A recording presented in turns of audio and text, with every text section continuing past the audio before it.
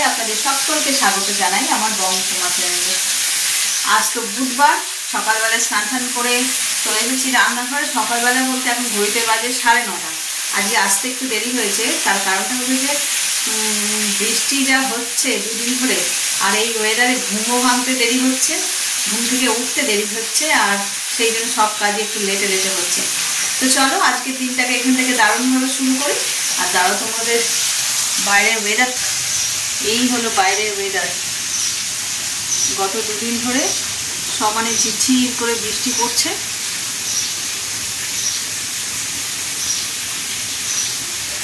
এই যে আমি ভাত বসিয়ে দিয়েছি, আর এখানে সবজিগুলো ভাজতে দিয়েছি, ঝিঙে, পেঁপে, আলু।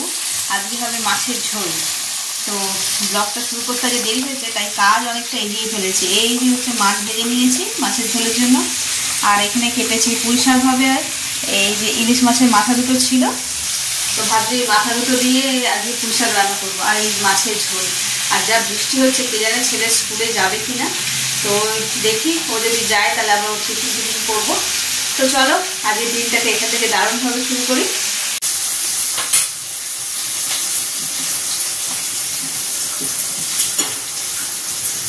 এই যে টিফিনে আজকে হচ্ছে ছেলের জন্য চাউমিন। এদিক ঝোল তো হয়ে গেছে, আর এখানে কড়াতে বলে পুঁই শাকটা বসিয়ে দিয়েছি, দিয়ে আর করছি চাউমিন। স্কুলে ছোটোবেলার কথা মনে পড়ে যায় এগুলো করতে গেলে। অবশ্য আমার ছেলে এইভাবে খায় না, যেভাবে আমরা নিয়ে যেতাম স্কুলে, আলু পেঁয়াজ দিয়ে। ওর এখন এই ক্যাপসিকাম চিকেন নেই, তাই এই যে আর ডিম ভেজে রেখেছি, আর এখানে চাউমিনটা বয়েলও হয়ে গেছে। যদি চিকেন থাকতো তাহলে চিকেন দিয়ে করতাম। এখন সস দিতে হবে, সয়া সস, ভিনিগার, টমেটো, আর কি চিলি সস সব দিয়ে করতে হবে। মানে আমাদের মতন আমরা যেরকম ছোটোবেলায় নিয়ে যেতাম ডিম, আলু, পেঁয়াজ দিয়ে চাউমিন, সেই চাউমিন আবার এদের চলে না। তো চলো চাউমিনটা করে নিই।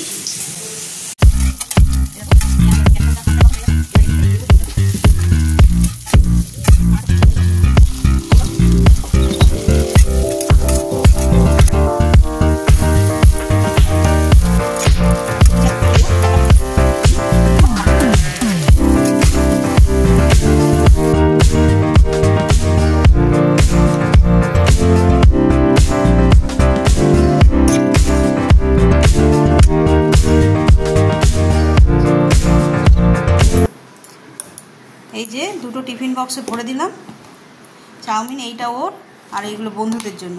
আর নইলে এটা একদম ছোট, তো এর মধ্যে যদি দিই তখন ভাত শেয়ার করার সময় ওর ভাগেই কিছু থাকবে না। এই দুটোতে দিয়ে দিলাম। চলো দিয়ে দিই।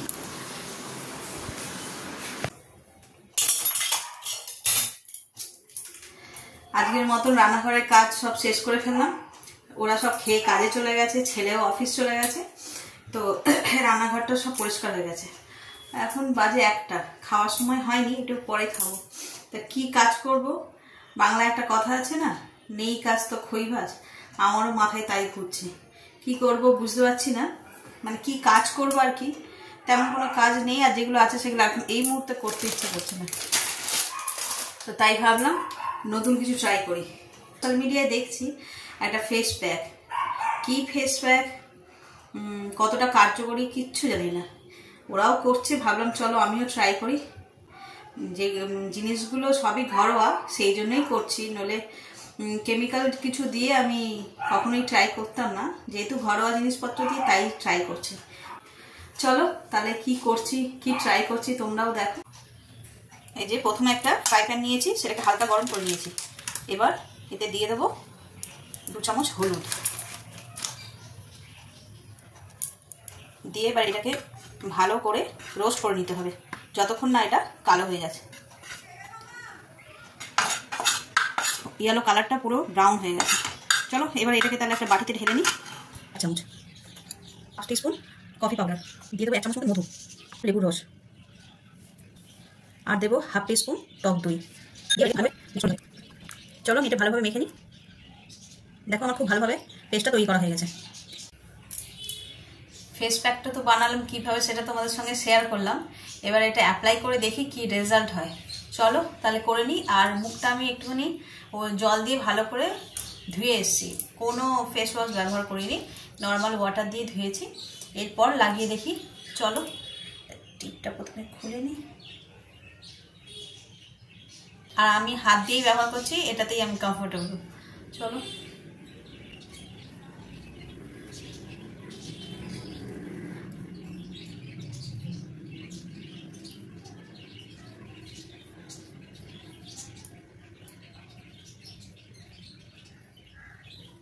গন্ধটা তো সেই লেভেলের, শুধু কফি হলে মনে হয় গন্ধটা ভালো হতো, যেহেতু হলুদটা রোস্ট বলতে কি একদম পুড়িয়েইছি।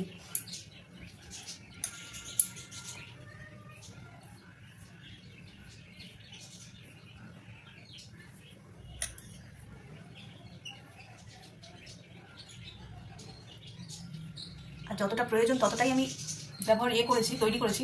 আমি ঠিক জানি না এটা ফ্রিজ আপ করা যায় কিনা, আমি করে দেখবো, যদি করা যায় তাহলেই তোমাদের বলবো যে এটা ফ্রিজ আপ করা যাচ্ছে কিনা। আমি নিজেই তো এখন জানি না। আর এটার কি রেজাল্ট হয় সেটা আগে দেখি।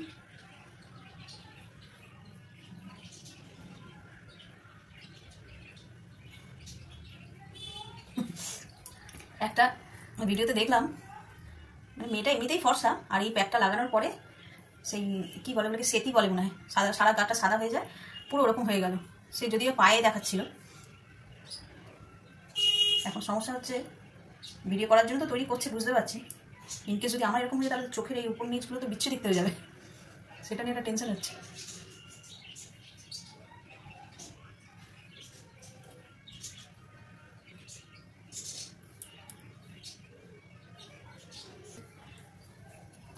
কি অদ্ভুত দেখাচ্ছে। তাহলে চলো 15 মিনিট কি 10 মিনিট যাই হোক রেখে শুকনো করে ধুয়ে তারপরে আবার আসছি। এই দেখো ধুয়েছি, মানে ইউটিউবে যেরকম দেখেছি একদম সাদা সেতি হয়ে যায় তেমনটা নয়, তবে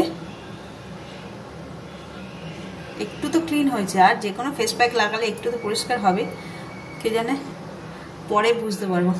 মানে এখন সবে জাস্ট ধুয়েছি তো, আমার তো এখন এমনি চকচকে লাগছে, কিন্তু পরে কি হয় সেটা পরে দেখা যাবে। চলো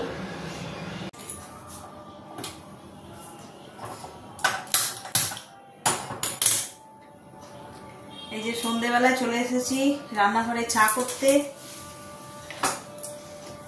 ছাদে গেছিলাম, ছাদের অবস্থা একদম খারাপ। প্রত্যেকটা ছোট ছোট টবে জল জমে একদম একাকার। সেই জলগুলোকে সব ভিজে ভিজে, দেখো না মাথা এখনো ভিজে, সেই জলগুলোকে সব ফেললাম।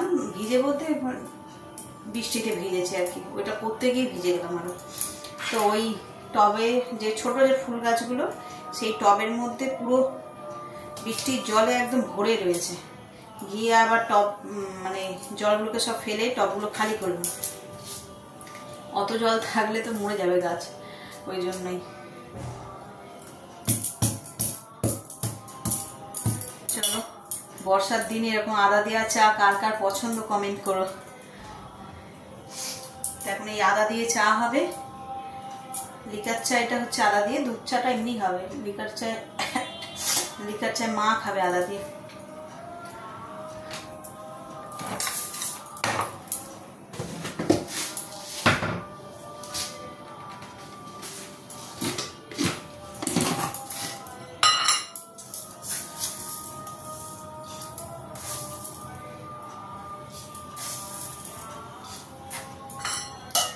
এদিকে পাশের বাড়ি দিদি ভাই হরে কৃষ্ণ হরে রাম করছে, আর ওদিকে আমাদের বাড়ি বড় মসজিদের এখানে, তো মসজিদে আজান দিচ্ছে।